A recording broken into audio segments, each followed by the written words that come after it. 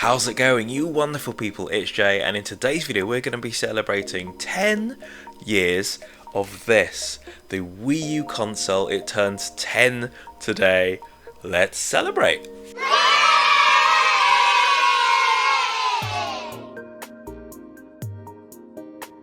Can you believe this? The Wii U turns 10 today, a console designed to expand the Wii multiplayer concept, but unfortunately it didn't quite hit the mark with very confused advertising, the Wii branding, and just a very sluggish system.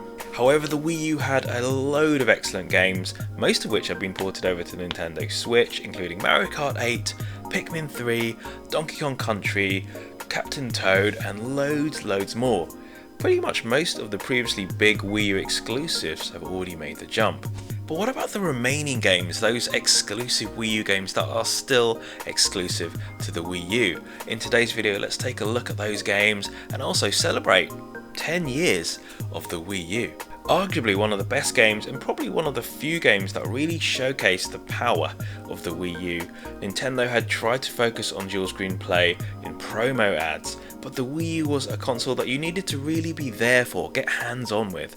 Much like Wii Sports helped the Wii concept, that aha moment came through Nintendo Land with the Wii U. This game is definitely one of the best Wii U exclusives, hands down. You enter a little theme park that has 12 mini-games designed to use the Wii U gamepad in some way, whether it's blasting baddies in Metroid Blast or looking for ghosts in the Luigi Mansion ride. It sounds like a compact little game, kind of like a set of demos, and really it is, but it was an incredibly fun experience that Nintendo really haven't replicated since on the Switch.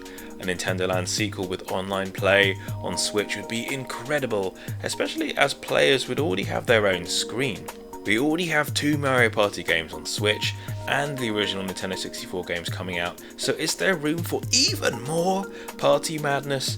Maybe not a port of Mario Party 10 as such, but some of the Wii U game's features can really be a great addition to the next big Mario Party game, or maybe as DLC for Superstars. The 10th entry in the series is probably not considered the best, but it's not the worst entry. But what the game did right was that sense of co-op play, and through a fun mode called Bowser's Party. Okay, let's just bring back Bowser's Party.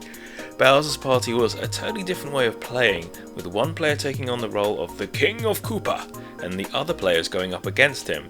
The co-op mode was incredibly fun, especially when it came to using the gamepad in smart ways. It felt like the concept can definitely play into a future Mario Party mode, not as the main game, but maybe like a spin-off mode to take advantage of each player having their own screen. One of the best Wii U exclusives had to be Game & Wario, a very different experience to the classic Wario games that everyone knew and loved. Designed again with this gamepad in mind, Game & Wario introduced some interesting ways of using that clunky piece of plastic. In one mode, you'd help Wario fend off robots from a crop of strawberries by pummeling them with arrows. In another, you'll steer Jimmy T as he skis down a snowy slope. Clever little mini-games built with the gamepad in mind, short and sweet, but with like a lot of Wii U games, this is where the gamepad really came into play.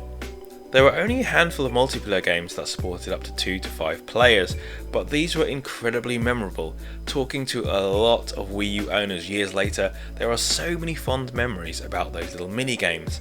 In one, you'll work together to spot a thief in a crowded scene, and another is a neat little version of Pictionary. So much fun. Difficult to port to Switch given the high reliance on the gamepad, but a Game & Wario 2 would be great to see. Oh, Star Fox Zero! A game that had a ridiculous amount of potential to finally take the crown for the best Star Fox entry. Sure, it may not be there with the best Wii U exclusive games, but in terms of the visual, the story, and the technical direction, it is packed full of delicious Star Fox goodness. There is a big scale to the space age dogfights, an expanded story that dives into the lore in this universe, and the little Easter eggs for fans. The only issue was the gamepad, ironically. Nintendo tried to add dual screen controls, and whilst it would have worked really well on the 3DS, it just made things incredibly frustrating on the Wii U. This is one of the Wii U exclusive games that really does deserve a Switch port, reworked controls, additional content to really be the truly definitive version of Star Fox Zero. Throw in online multiplayer and I am there, day one. Okay, Miiverse is not a game, but we just had to include Miiverse in the list of best Wii U exclusive games. Imagine a fun little social media network untainted by negativity, depressing news and pictures of people's warp pipes. That is, my friends, Miiverse, a little app that sat on the Wii U and smartphones and is one of the best features of the Nintendo's console, allowing you to share specific messages for individual games, drawings, updates. It was a real wholesome place to be. Sure, we've got more Nintendo Direct presentations these days, lots of more news coming directly from Nintendo, and of course Discord to chat things Nintendo, but there was something so wholesome about Miiverse. Will we, or will we not, ever see these HD Zelda games on Switch? There may not be many games that haven't been ported over yet, but these two are amongst the best Wii U exclusives. Hopefully, in the coming months they'll no longer be exclusive to the Wii U. But for now, the only way you can devour these two HD adventures is by playing them on Nintendo's old box of tricks. Wind Waker HD is definitely the bigger jump in quality, with a burst of colour, reworked lighting, and a simply stunning overworld in HD. It's optimised, it's refined, it's just begging for Switch treatment. The gamepad was fairly light touch for both of these games. Classic controls using the Pro controller are available, so they should be super easy to port to the Switch. Come on Nintendo, make it happen! So there we go, a look at some of the exclusives, the current exclusive Wii U games that are still exclusive to Nintendo's big box of tricks. So what did you think of the Wii U? Are you still a fan? Do you still own a Wii U? Would you ever pick one up on the cheap? Let us know with a comment below. If you love Nintendo, love retro games, be sure to join our Discord, links are below. If you like this video, be sure to hit the like button. If you want to see more videos like this, you may want to subscribe. And before we move on to the next video, be sure to check out our exclusive merch, Geeky and Gaming Designs voted for by you.